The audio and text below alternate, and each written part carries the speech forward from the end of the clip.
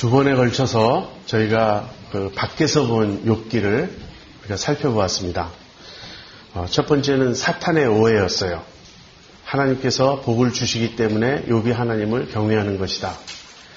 그러나 하나님께서는 하나님이 하나님이시기 때문에 욥이 하나님을 경외함을 아셨습니다. 그래서 믿음은 하나님이 하나님이시기 때문에 그분만을 경배하고 섬기는 것입니다. 두 번째, 친구들의 오해가 있었어요. 친구들은 욥이 고난을 겪는 것은 죄 때문이다. 그렇게 생각했습니다. 이 말을 뒤집으면 하나님의 사랑과 복은 물질적, 외적 번영으로 나타난다는 그런 믿음이 깔려 있는 거예요.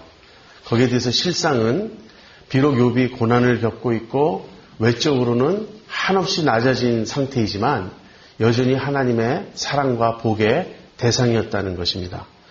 그래서 참된 믿음은 나의 외적 상황이 어떠하든지 관계없이 하나님의 사랑과 하나님의 선하심을 신뢰하는 것입니다. 이제 이 두 가지를 우리가 살펴보았는데 이번에는 이제 안으로 들어가 보겠어요. 지금 우리가 욥기를 이해하기가 참 쉬운 것은 천상의 장면을 알고 있기 때문에 그래요. 그리고 결론을 알고 있기 때문에 그래요. 그러나 욥의 입장으로 우리가 들어간다면 천상의 장면을 모릅니다. 그리고 결론이 어떻게 날지 지금은 알 수 없어요. 그러한 상태에서 지금 욥이 고스로 하고 있는, 욥이 지금 통과하고 있는 그러한 삶의 경험들, 욥의 고난을 한번 생각해 보도록 하겠습니다. 여러분, 서론에서는 욥이 재산과 자식을 빼앗겼을 때 한마디도 불평하지 않았다고 말하고 있어요. 또 심지어는 건강까지 잃었을 때에도 욥은 불평하지 않았습니다. 그런데 변론으로 들어와 보면 욥이 끊임없이 불평해요. 사실 욥은 입이 이만큼 부풀었어요. 너무나 화가 나고 너무 속상하고 너무나 하나님께 대해서 원망이 많은 지금 그런 상태입니다. 이 둘은 모순되지 않는가? 왜 앞에서는 아무 불평도 하지 않았다. 아주 꿋꿋이 믿음으로 의연히 이 모든 고난에 대처한 것처럼 설명하고 이 대화의 장면으로 들어와서는 끊임없이 하나님을 원망하고 불평하는가? 여러분, 욥의 고난의 핵심은 욥이 가장 힘들어했던 것. 그것 때문에 욥이 좌절하고 속상해하고 그랬던 것은 회의입니다. 신앙의 회의. 즉 지금까지 자신이 알아왔던 하나님과 전혀 다른 하나님, 낯선 하나님을 만나면서 욥이 괴로워했던 거예요. 물론 욥이 재산을 잃고 자식을 잃고 명예를 잃고 자기가 가장 정말 큰 자로, 존귀한 자로 사람들의 존경을 받다가 가장 밑바닥으로 떨어진, 실추된 그런 상황에 대해서도 욥이 힘들었던 건 사실이에요. 물론 거기에 대해서 감사하고 불평하지 않으려고 한 것도 사실이지만 밑바닥에 깔려 있을 것입니다. 그것이 힘들다는 것. 그리고 특별히 이 건강에 어려움이 올 때는 우리는 너무나 약한 존재, 우리는 그걸 견딜 수가 없습니다. 재산도 자식도 다 외적인 거예요. 그러나 건강은 내 몸입니다. 내 몸이 아프고 내 몸이 힘들고 내 몸이 지금 망가져가고 있는 거예요. 그래서 이런 고통도 너무나 힘든 건 사실이에요. 그러나 욥의 믿음은 그것까지는 견딜 수 있는 믿음이었어요. 무엇만 확실하다면, 하나님의 사랑만 확실하다면, 하나님의 욥을 향한 변함없으신 그 신실하신 태도만 욥이 확인할 수 있다면 그건 얼마든지 욥이 감당할 수 있는 시련이었어요. 그런데 제가 앞부분에서 말씀드렸죠. 사탄과 하나님의 내기의 조건은 무엇이냐면 하나님께서 욥에게 아무런 힌트도 줄 수 없다는 거예요. 저도 그래요. 저도 하나님께서 만약에 저에게 천상의 장면을 이야기해 주시면 이러이러한 일이 있었단다. 너는 알지 못하지만 지금 내가 사탄과 이러한 내기 중에 있단다. 만약에 하나님께서 그런 귀뜸만 해주셨다면 제가 아무리 부족하고 그래도 힘을 냈을 겁니다. 하나님, 제가 하나님께 승리를 안겨드리겠습니다. 만약에 욥이 그 사실을 알았다면 욥이 결코 이렇게 불평하지 않았을 거예요. 지금 욥의 불평은 무엇이냐면 하나님이 왜 얼굴을 바꾸셨느냐 하는 거예요. 왜 하나님이 침묵하시느냐 하는 거예요. 욥의 그 친구들은 정통 신학의 소유자였습니다. 그래서 의인은 잘되고 악인은 망한다는 잠언의 지혜를 좇고 있었어요. 인과응보의 신학을 가지고 있었습니다. 이것은 절대 틀린 게 아닙니다. 다만 이것이 전부가 아니라는 거예요. 의인은 흥하고 악인은 망한다. 이것은 일반 법칙입니다. 하나님께서 정하신 자연적인 질서예요. 그러나 이 세상은 타락한 세상입니다. 이 세상은 모든 것이 하나님이 정하신 법대로 움직이지 않아요. 하나님의 법을 어기는 세상이에요. 하나님께 대적하는 세상이에요. 그래서 정직한 자가 잘 되지 않고 오히려 속이는 자가 잘 되는 일이 종종 일어나는 것입니다. 그래서 욥의 친구들의 그 정통 신학으로만 해결할 수 없는, 그 신학으로만은 해결할 수 없는 많은 다른 측면이 우리의 삶에는 있고 이 현실에는 있는 것입니다. 그런데 욥의 친구들의 문제는 무엇이냐면 그들이 잠언의 지혜, 잠언의 신학에 국한된 것만이 아니라 사실 그들은 하나님을 관념적으로 알았던 것입니다.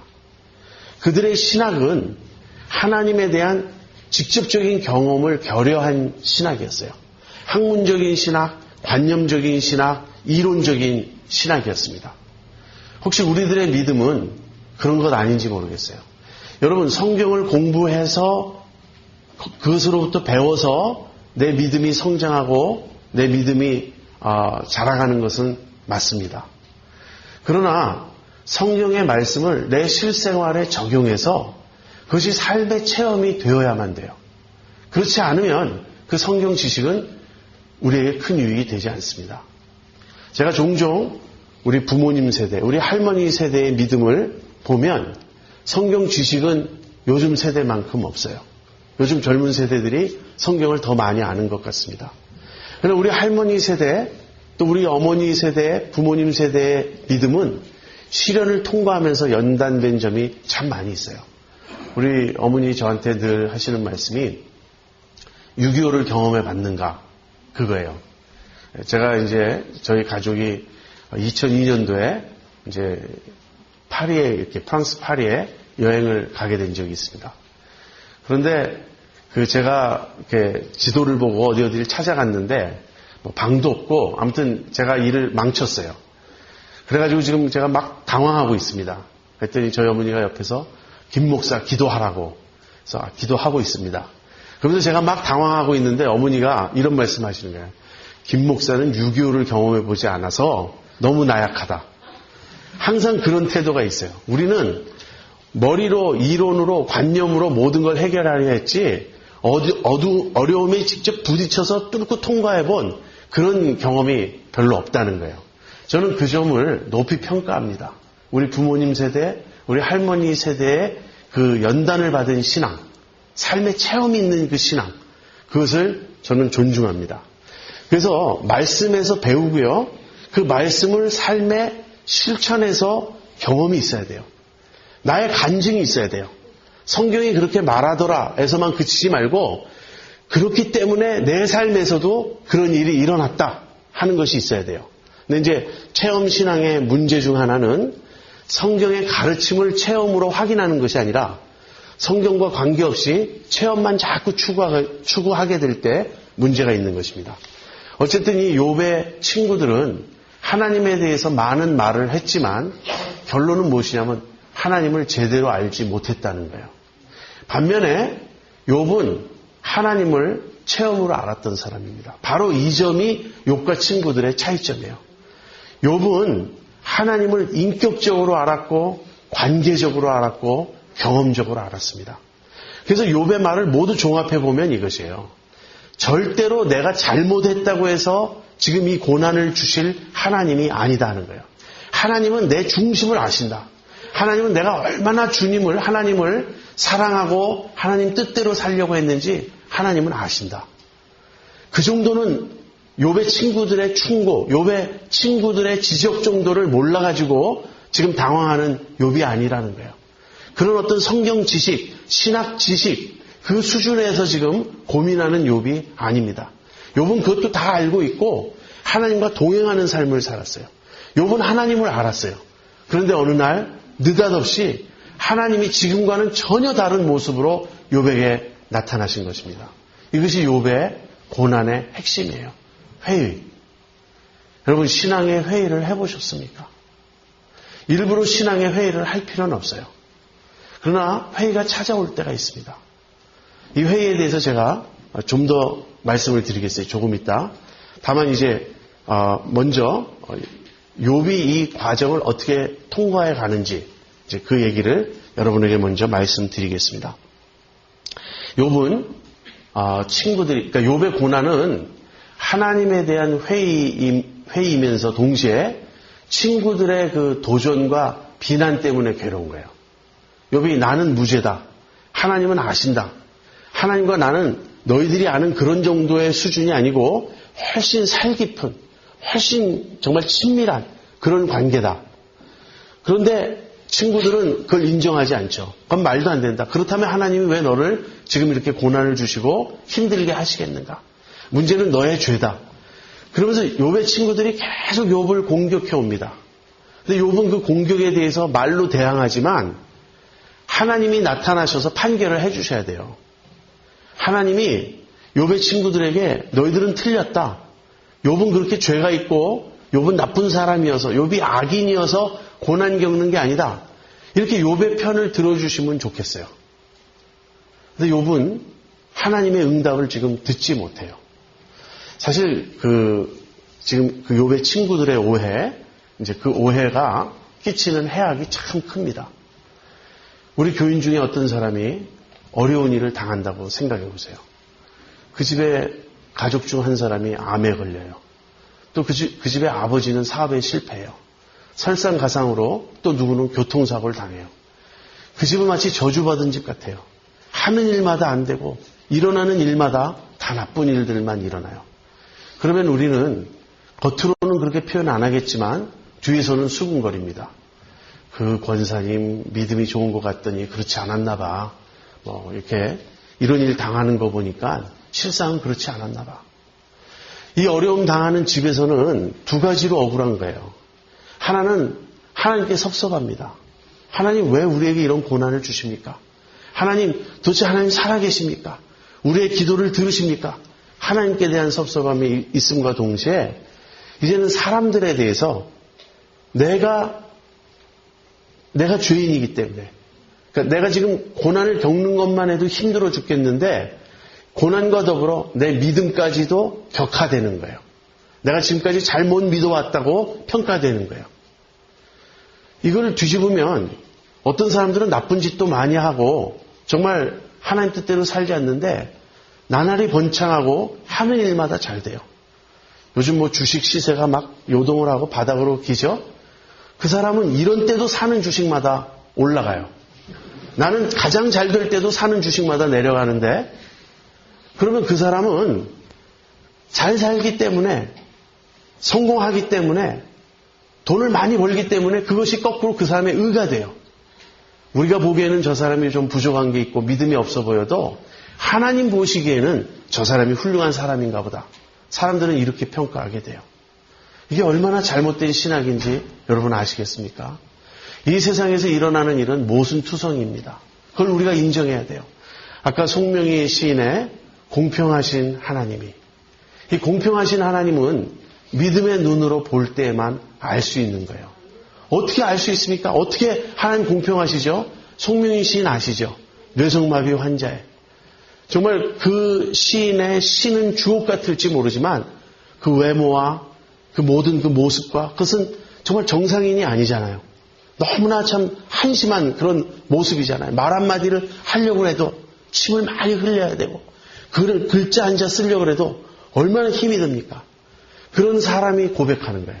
우리 하나님은 공평하시다고. 믿음의 눈으로는 그 말이 진리임을 압니다.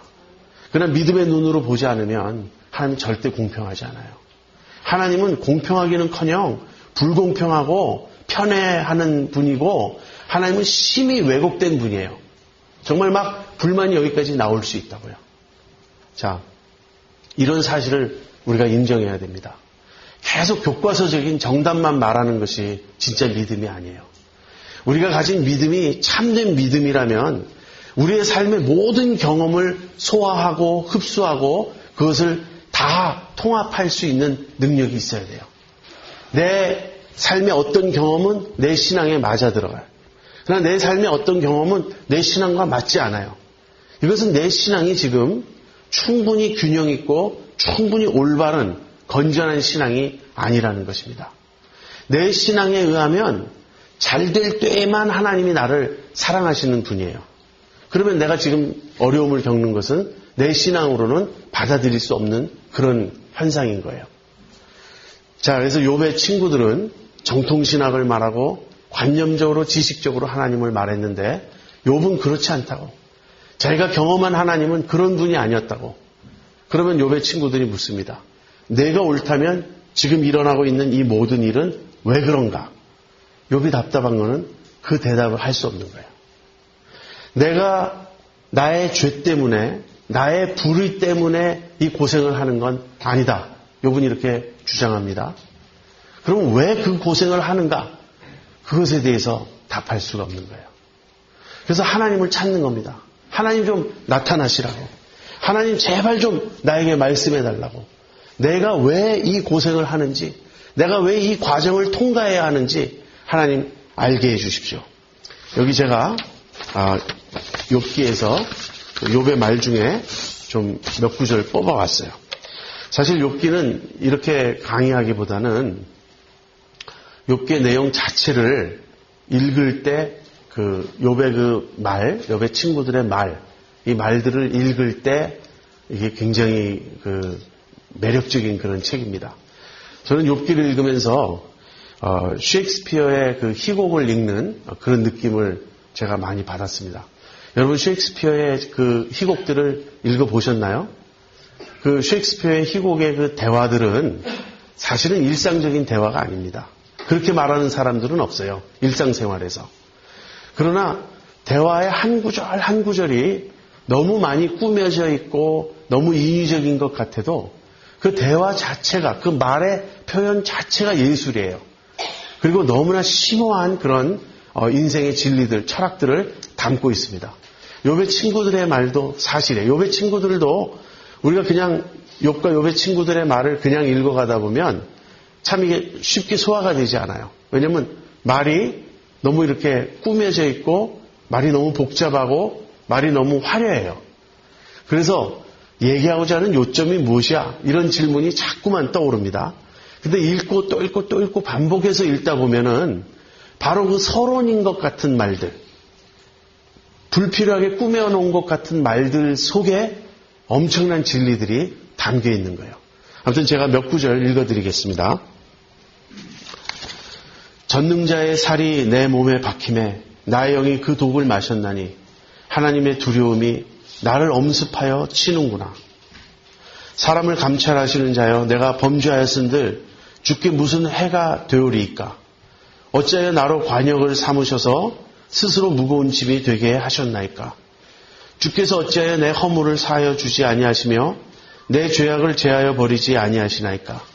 내가 이제 흙에 누우리니 주께서 나를 부지런히 찾으실지라도 내가 있지 아니하리이다. 내가 진실로 그 일이 그러한 줄 알거니와 인생이 어찌 하나님 앞에 의로우랴. 사람이 하나님과 쟁변하려 할지라도 첫마디에 한마디도 대답하지 못하리라. 내가 하나님께 아뢰오리니 나를 정죄하지 마옵시고 무슨 연고로 나로 더불어 쟁변하시는지 나로 알게 하옵소서. 주의 눈이 육신의 눈이니까 주께서 사람의 보는 것처럼 보시리이까. 주께서는 내가 악하지 않은 줄을 아시나이다. 주의 손에서 나를 벗어나게 할 자도 없나이다. 오직 내게 이 두 가지 일을 행하지 마옵소서. 그리하시면 내가 주의 얼굴을 피하여 숨지 아니하오리니 곧 주의 손을 내게 대지 마옵시며 주의 위엄으로 나를 두렵게 마옵실 것이니이다. 그리하시고 주는 나를 부르소서. 내가 대답하리이다. 혹 나로 말씀하게 하옵시고 주는 내게 대답하옵소서. 땅아 내 피를 가려우지 말라. 나의 부르짖음으로 쉴 곳이 없게 되기를 원하노라. 지금 나의 증인이 하늘에 계시고 나의 보인이 높은 데에 계시니라. 나의 친구는 나를 조롱하나 내 눈은 하나님을 향하여 눈물을 흘리고 사람과 하나님 사이에와 인자와 그 이웃 사이에 변백하시기를 원하노니 수년이 지나면 나는 돌아오지 못할 길로 갈 것임이니라. 이 외에도 굉장히 많습니다. 그런데 욥의 그 탄원을 읽다 보면 욥은 두 가지 방향으로 말하는 걸 보게 됩니다. 욥은 친구들하고 얘기를 해요. 근데 친구들하고 막 얘기를 하다가 갑자기 하나님을 향하여 외쳐요. 그러니까 욥은 두 가지 방향으로 자기의 그 말을 하고 있습니다. 그 하나님을 향한 호소들. 내가 용이니까, 내가 바다니까, 왜 주께서 나를 잠시도 쉬지 않고 나를 지키시나이까? 내 몸이 철이냐고. 우리의 몸이 얼마나 약합니까? 그렇게 약한 나를 왜 치시냐고, 하나님. 그래서 욥의 말을 요점을 정리하면 이런 것입니다. 첫째, 나는 무죄다예요. 나는 죄가 없다. 하나님께서 지금 나를 벌하시는 것이 아니다. 내가 당하는 고난은 내 죄로 인한 것이 아니다. 이것이고요. 두 번째는 만약에 내가 내 죄로 인해서 이 고난을 당하는 것이라면 너희들은 나보다 의롭기 때문에 고난을 당하지 않는 것이냐. 이런 친구들에 대한 반론이 있습니다. 그래서 그리고 또 그러면 왜 악인이 잘 되냐? 욥은 이런 질문도 해요. 왜 악인이 잘 되고 그런 불공평한 일이 일어나고 있느냐? 이것이 다 지금 욥의 친구들에 대한 반론이에요. 그리고 세 번째는 이것입니다. 하나님 앞에서 누가 의로울 수 있겠느냐? 만약에 그렇게 절대적인 의를 따진다면 하나님 앞에서 누가 의로울 수 있겠느냐? 내가 하나님과 대화한다면 1000마디에 한마디도 나는 대답할 수 없을 것이다. 이 모든 것은 지금 욥이 완전한 의인이라는 얘기를 하는 게 아니에요. 욥은 하나님께서 자기를 받아주셨다는 사실을 알고 있는 것이지 하나님 앞에 내가 100% 깨끗하다. 나는 털어도 아무 먼지 나지 않는다. 그런 입장에서 지금 욥이 말하는 것은 아닙니다. 그 다음에 욥은 만약에 내가 불의하다면 내 불의와 내 죄악이 하나님께 어떤 해가 되길래 하나님이 그걸 가지고 나를 이렇게 야단하시고 책망하신단 말인가.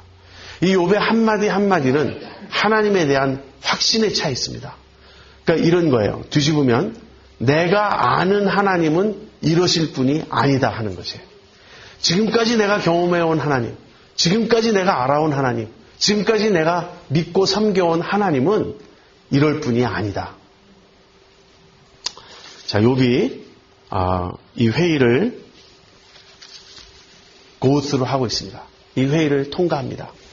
그래서 욥은 친구들과 대화를 더해가면 더해갈수록 욥의 말이 험해지고 욥이 그냥 자제를 못하고 마구 이렇게 늘어놓아요.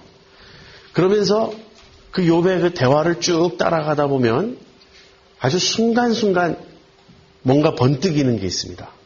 그 번뜩이는 게 뭐냐면 욥이 고뇌 속에서 회의 속에서 자기가 스스로 막 말을 내뱉는 중에 그 속에 진실이 드디어 나오기 시작하는 거예요.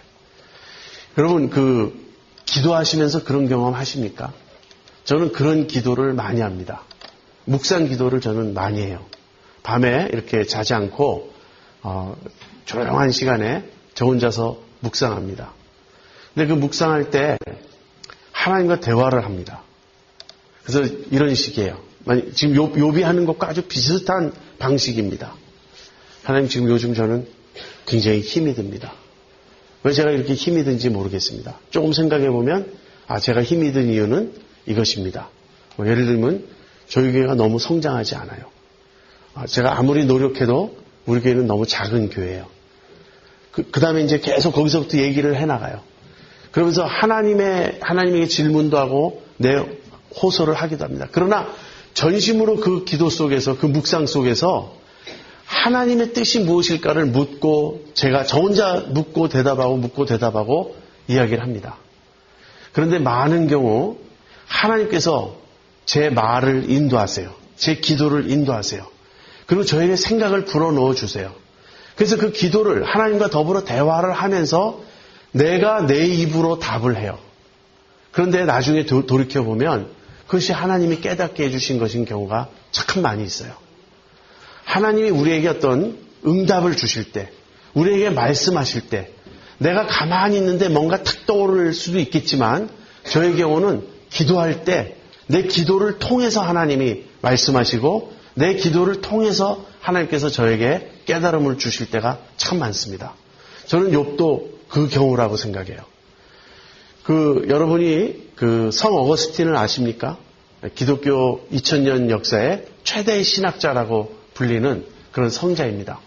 성 어거스틴의 Confession이라는 그 책이 있어요. 참회록 또는 고백록이라는 책이 있는데 이 고백록이 전체가 그런 투로 쓰여져 있어요. 하나님께 계속 고백하는 것입니다. 그런데 그 고백 속에 자기의 묵상이 섞여 들어가 있어요.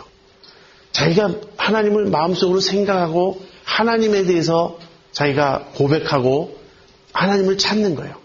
그러는 중에 하나님께서 그에게 지혜를 주시고 깨달음을 주시고 하나님에 대한 놀라운 신앙 고백을 하게 하시는 겁니다. 여기 욥의 신앙 고백 두 구절을 제가 여러분에게 소개하려고 해요. 이 욥이 고난을 쭉 통과해 가면서 드디어 마지막에 깨닫게 되는 것. 욥이 자기 입으로 하나님을 인정하면서 고난의 의미를 깨달아가는 것. 두 군데가 있습니다. 먼저 23장이에요. 욥기 23장 1절부터 10절까지인데 10절이 제가 말씀드리려는 요지인데 이제 1절부터 10절까지 제가 읽겠습니다. 욥이 대답하여 가로되 내가 오늘도 혹독히 원망하니 받는 재앙이 탄식보다 중함이니라. 내가 어찌하면 하나님 발견할 곳을 알고 그리하면 그 보좌 앞에 나가서 그 앞에서 호소하며 변백할 말을 입에 채우고 내게 대답하시는 말씀을 내가 알고 내게 이르시는 것을 내가 깨달으리라.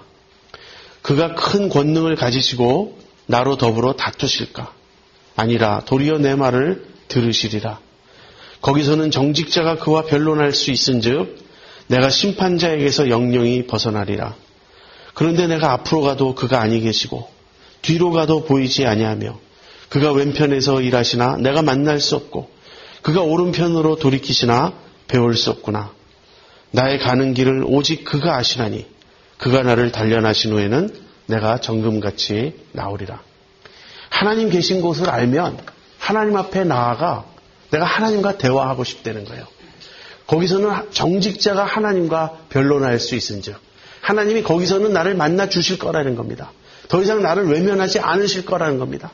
그러나 내가 앞으로 가도 하나님 안 보이시고 뒤로 가도 보이지 않고 옆으로 좌우를 살펴도 하나님이 안 계세요. 그래서 이 욥이 하나님만 만나면 문제가 해결되는데 하나님만 만나면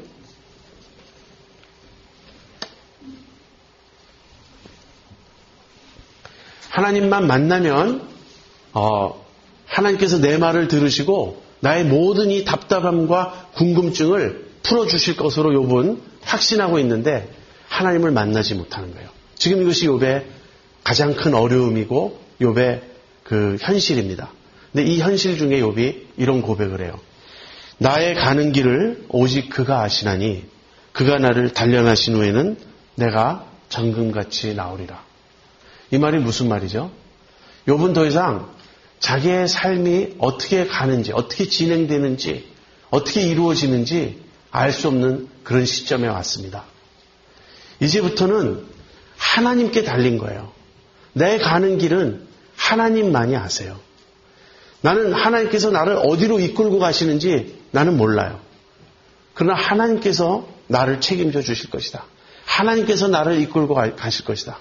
그리고 하나님께서 나를 연단하신 후에는, 단련하신 후에는 내가 정금같이 나올 것이다. 이것입니다.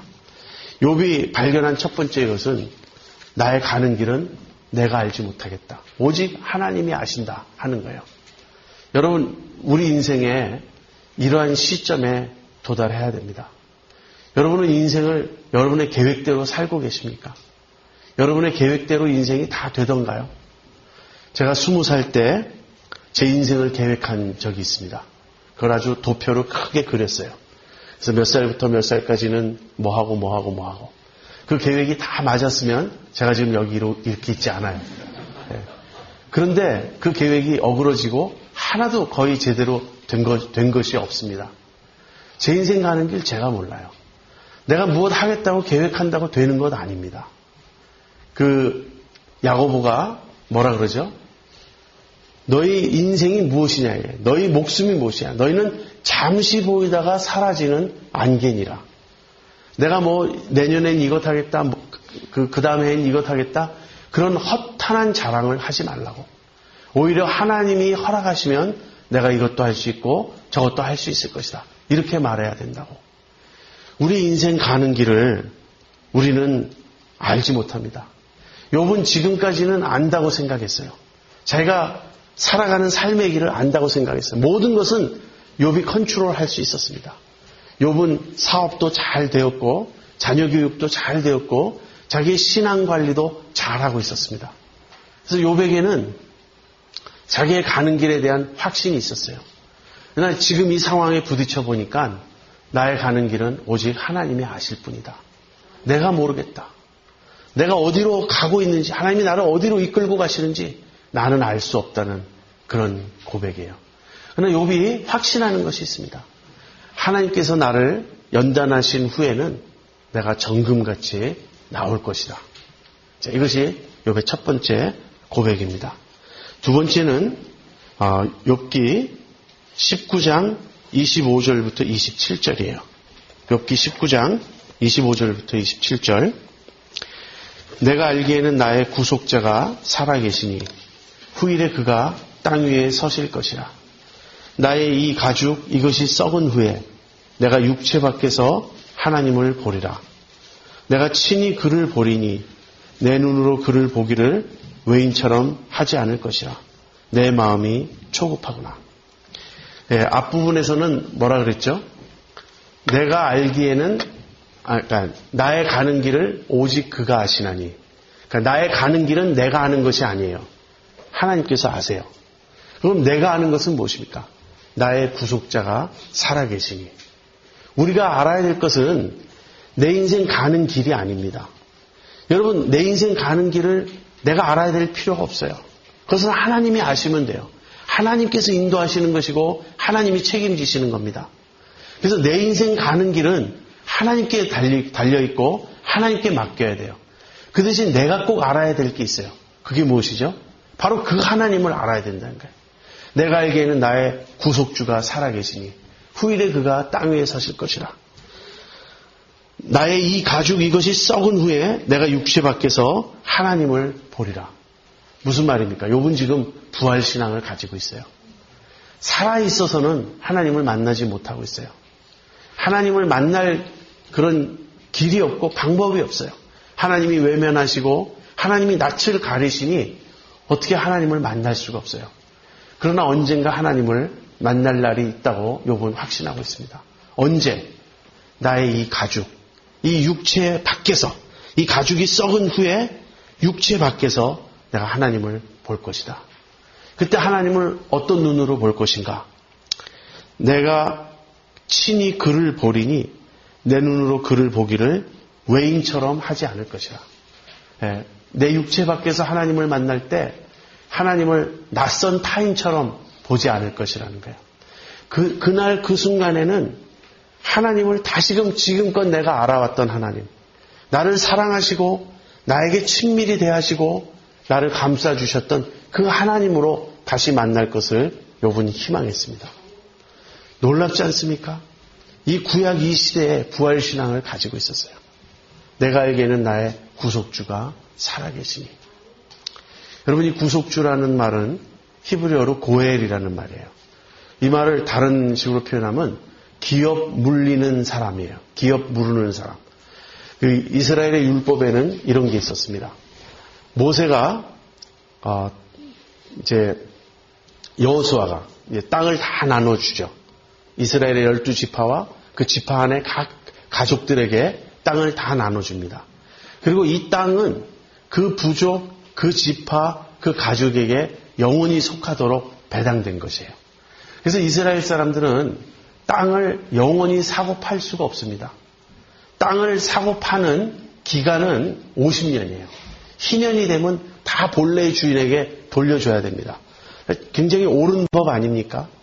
만약에 나의 당대에 내가 땅을 영원히 팔면 내 뒤에 오고 오는 자손들이 먹고 살 게 없어져요. 나는 내가 쓸 수 있는 권리, 내가 50년 정도 이 땅을 부쳐먹는다면 내가 쓸 수 있는 그 권한만 팔 수 있지, 그 후에는 내 자손에게 돌아와야 돼, 이 땅이. 그래서 50년이 지나면 돌아오게 되어 있습니다. 그런데 그 전에라도 어떤 일이 있냐면 내가 땅을 팔았어요. 또는 뭐 빚 때문에 넘어갔어요. 그러니까 나는 그 땅을 찾아올 길이 없죠. 근데 이 땅이 넘어간 게 우리 가족 밖으로 넘어간 거 아닙니까? 그러면 누군가가 이 땅을 되찾아주는 그런 법이 있어요. 그 법이 뭐냐면 기업 물음이라는 거예요. 나에게 가장 가까운 친척이 그 땅을 사서 우리 가족에게로 되돌려주는 법입니다. 여러분 룻기 기억하십니까? 룻이 돌아와서 그 고향으로 돌아왔죠. 그 시어머니를 따라서, 나오미를 따라서. 그런데 그 나오미의 친척 중에 보아스라는 사람이 있었어요. 이 보아스가 기업 물을 수 있는 자격이 있었어요. 근데 보아스보다 앞에 한 사람이 있어서 먼저 그 사람에게 묻죠. 당신이 기업을 물으겠는가? 그 사람이 내가 기업을 물으겠다. 그렇다면 당신이 룻도 당신의 아내로 맞아들여야 된다. 그랬더니 그 사람이 거절합니다. 왜 거절하냐면 결국은 룻을 위해서 좋은 일을 해주는 게 되는 거예요. 그러니까 내가 그렇게 안 하겠다. 그래서 보아스가 그 땅을 사주고 룻과 결혼도 해주죠. 그래서 계속해서 그 가족에게 그 땅이 머물게 합니다. 이것이 기업 물음이에요. 그 기업 물으는 자를 고엘이라고 부릅니다. 자, 이런 뜻입니다. 하나님이 나의 고엘이시다. 하나님이 나의 기업 물을 자이시다. 무슨 말입니까? 내가 인생을 망쳤어요. 내 기업을 잃어버렸어요. 내 땅을 잃어버렸어요. 그런데 하나님이 되찾아 주시는 거예요. 우리의 인생이 실패해도 그 실패한 인생을 되찾아 주실 수 있는 분이 계세요. 그분이 나의 구속주인 것입니다. 나의 고엘이 살아계시니, 나의 구속주가 살아계시니 후일에 그가 땅 위에 서실 것이라. 지금은 보이지 않는 그분이 언젠가 땅 위에 서실 것이다. 내가 그분을 볼 것이다. 나의 이 가죽 이것이 썩은 후에 내가 육체 밖에서 그를 보리라. 내가 그를 보기를 외인처럼 하지 않을 것이다. 내 마음이 초급하구나. 초조하다는 거예요. 이 신앙 고백. 이 두 가지입니다. 욥이 고난을 통해서, 회의를 통해서 깨달은 두 가지 진리. 나의 가는 길은 오직 그분이 하신다. 그분이 나를 단련하신 후에는 내가 정금같이 나올 것이다. 그러나 나는 내 가는 길을 모르고 내 가는 길은 하나님이 아시지만 내가 아는 것은 무엇이냐면 그분을 안다는 거예요. 그 하나님을. 이것이 신앙입니다. 욥이 회의를 통해서 한 단계 성숙한 그 신앙의 모습은 바로 이것이었어요. 여러분, 누가 여러분의 삶의 주인입니까? 제가 20대 때 그 계획을 세웠는데 하나도 이루어지지 않았다 그랬죠. 제가 그때 다니던 교회에 한 집사님이 우리 그 청년회 회장에게 이런 충고를 하시는 걸 들었습니다. 계획을 세우라고. 그냥 10년, 20년 계획이 아니라 인생 전체에 걸친 계획을 세우라고. 그리고 하나님을 믿고 그 계획을 성취해 나가라고. 이 말도 그렇게 틀린 말 같진 않죠. 그런데 내가 목표를 세우고 하나님이 나를 도와주셔서 내 목표를 이루라는 이런 식의 삶의 태도는 잘못된 것입니다. 그것이 아니고 우리는 하나님께 여쭈어야 돼요. 하나님, 제 인생의 의미는 무엇입니까? 제가 무엇을 하기를 원하십니까? 하나님께서 저에게 주신 목적은 무엇입니까? 하나님이 주인이심을 인정해야 하는 거예요. 그래서 우리는 내 꿈, 내 목표를 쫓아 사는 자들이 아니고 사명을 쫓아 사는 자들입니다. 하나님이 나에게 맡기신 일이 있다는 걸 믿는 거예요. 소명을 쫓아 사는 것입니다. 하나님이 그 일을 위해서 나를 부르신 그런 일이 있다는 거예요. 여러분, 그래서 여러분의 인생을 하나님께 맡기십시오. 내일 무슨 일이 일어날지 다 알 수 없어요. 괜찮아요, 그래도. 제가 그 욥기를 설교할 때 항상 부르는 찬양이 있습니다. 이건 제 그 트래디션이에요. 제가 만든 전통이에요. 이 욥의 이 두 신앙 고백. 나의 가는 길을 오직 그가 아시나니. 그 다음에 내가 알기에는 나의 구속주가 살아계시니. 이 두 그 구절을 합친 듯한 가사 내용입니다. 여러분 우리가 잘 아는 복음성가예요. 내일 일은 난 모르네. 근데 가사가 좀 번역이 달라요. 제가 그 찬송을 한번 여러분에게 불러드리겠습니다. 내일 일을 난 모르네. 매일 그날에 사네. 변함없는 저 태양이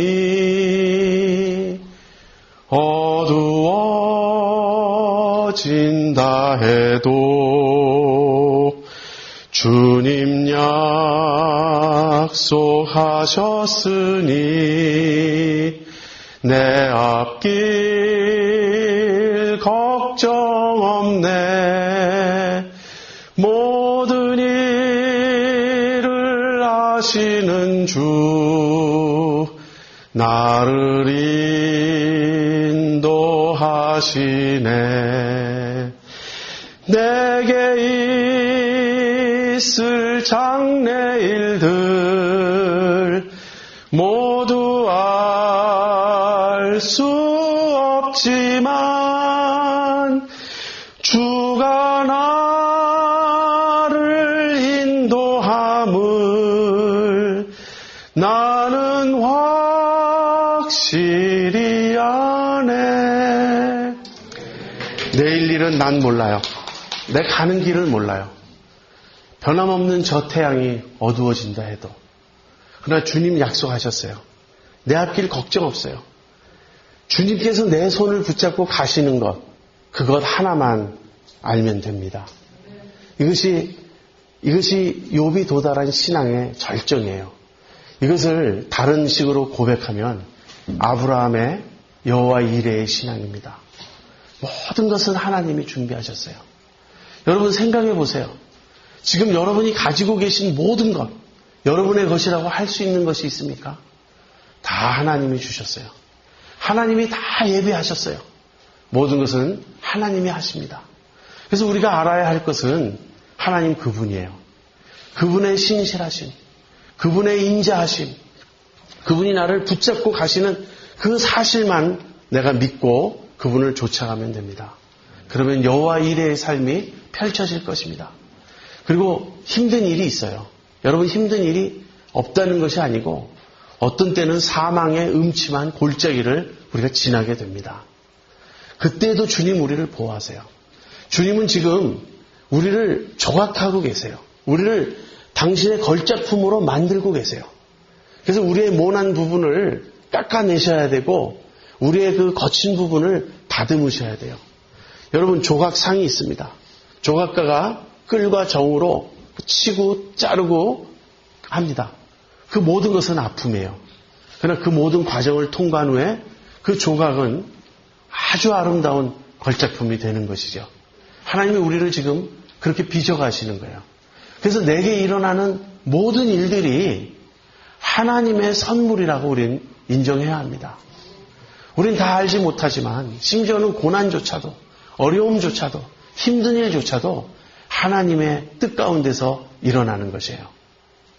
이 욥이 도달한 이 신앙의 이 경지, 이 확신, 이것에 도달하기를 원합니다. 자, 제가 여기까지 이야기했는데 이제 남은 시간 조금 더 이 회의에 대해서 좀 생각해 보겠어요.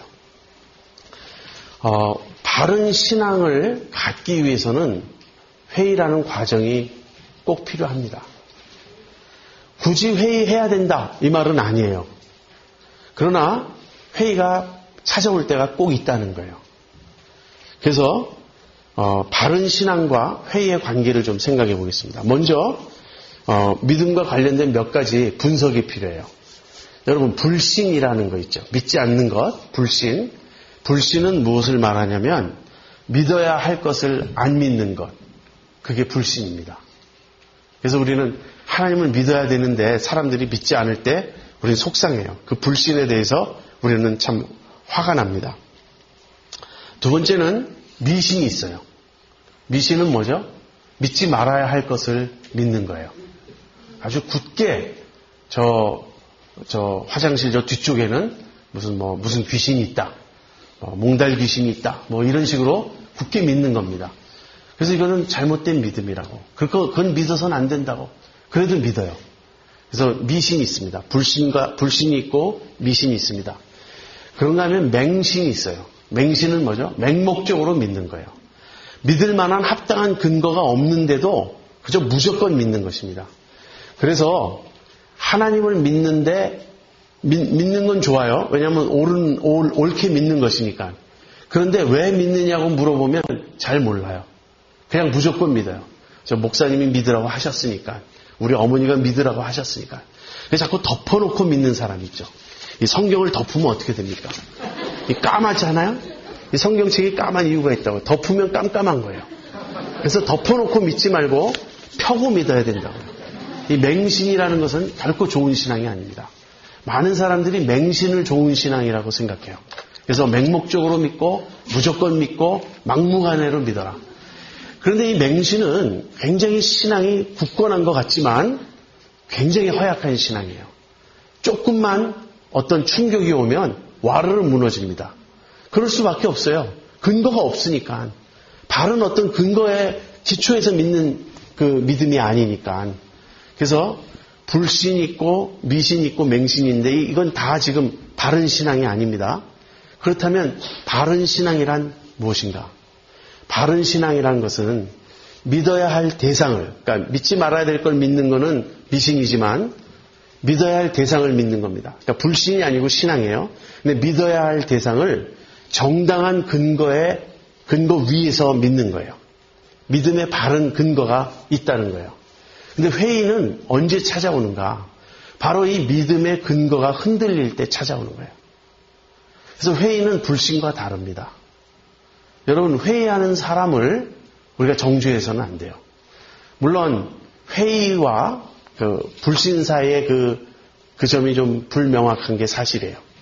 근데 회의와 불신을 굳이 구분한다면 회의는 믿기 위해서 고민하는 겁니다. 믿고 싶은데 걸림돌이 있어요. 나도 믿고자 하는데 안 돼요. 이것이 회의입니다. 불신은 안 믿고자 작정한 거예요. 안 믿기로 했기 때문에 믿음의 증거가 제시된다 해도 받아들이지 않습니다. 회의자는 믿음의 증거가 제시될 때 그것을 면밀히 검토합니다. 그래서 이 두 태도는 전혀 다른 것입니다. 그래서 이 회의에 대해서 여러분과 좀 생각을 해보려고 하는데요. 회의에는 크게 두 종류가 있습니다. 회의에는 크게 두 종류가 있는데 첫 번째 회의는 기독교 세계관에 대한 회의예요. 기독교 교리에 대한 회의, 기독교 진리에 대한 회의입니다. 어느 날 제가 그 회의를 경험한 적이 있어요. 그 모든 답은 성경에 있잖아요. 근데 성경 자체가 하나님 말씀이라는 것은 어떻게 아는가? 이 질문이 저에게 떠오른 거예요. 여러분 그 도올 김용옥 씨라고 혹시 아십니까? 한국의 유명한 이제 언론을 많이 타는 학자인데 그분이 쓴 책 중에 최근에 기독교 성세 이해 이런 책도 나왔고, 근데 오래전에 절차 탁마 대기만성이라는 책이 있었습니다. 그 책은 결국 기독교의 성경이 하늘에서 뚝 떨어진 그런 경전일 수 없다. 이것은 오류투성이의 인간의 작품이다 하는 그 내용입니다. 우리가 신학교 가면 그런 성경 textual criticism이라고 그래요. 본문 비평학을 우리가 공부합니다. 하나도 새로울 것 없어요. 그건 다 충분히 신학자들이 검토하고 이야기하는 그런 내용이에요. 이제 그런 거에 근거해서 이제 기독교인들의 신앙을 좀 흔들겠다는 의도로 써낸 그런 책입니다. 아무튼 저도 성경이 하나님의 말씀일까 하는 고민을 한 적이 있어요. 이런 것이 그 세계관적인 회의입니다. 정말 예수님이 부활하셨을까?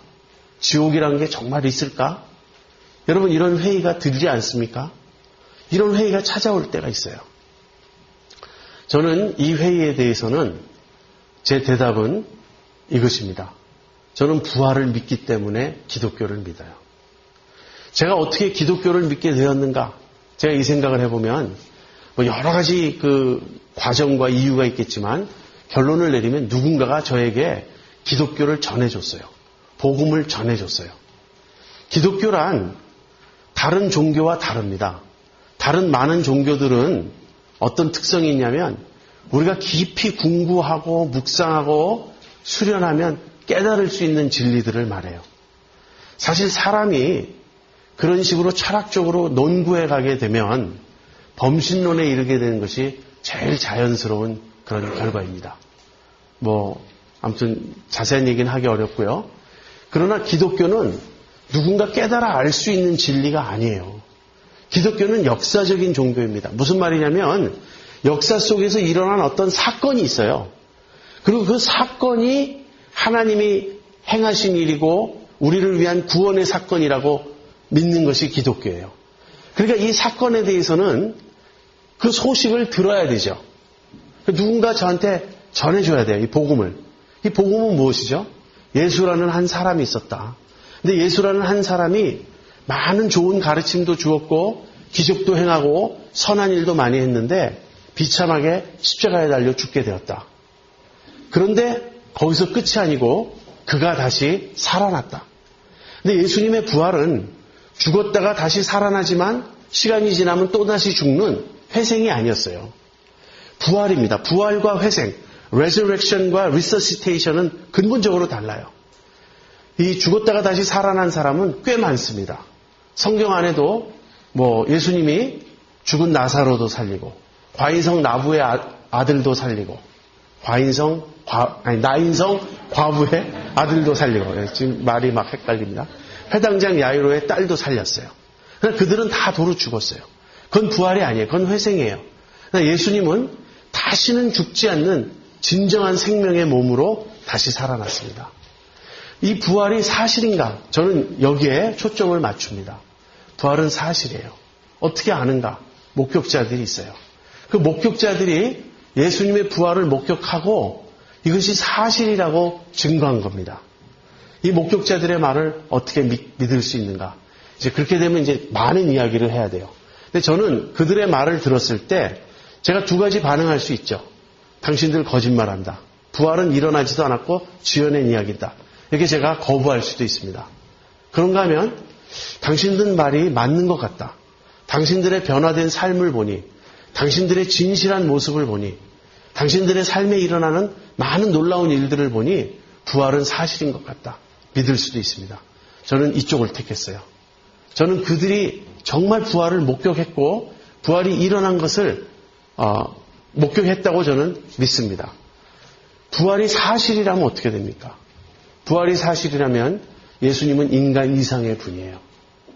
예수님은 정말 본인이 주장하신 대로 하나님의 아들이세요.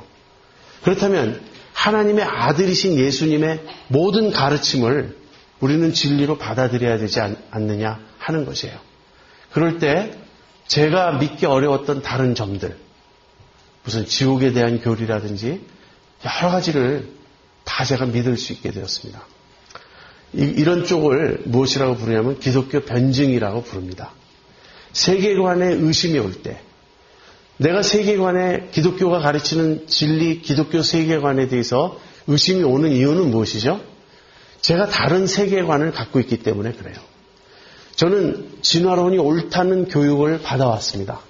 그런데 성경의 창조론을 배우고 보니 진화의 과정은 어떤지 몰라도 다윈이 말하는 것처럼 모든 것이 우연히 발생하고 어떤 목적 없이 그저 자연현상으로 설명될 수 있다는 진화론을 저는 받아들일 수 없게 되었어요.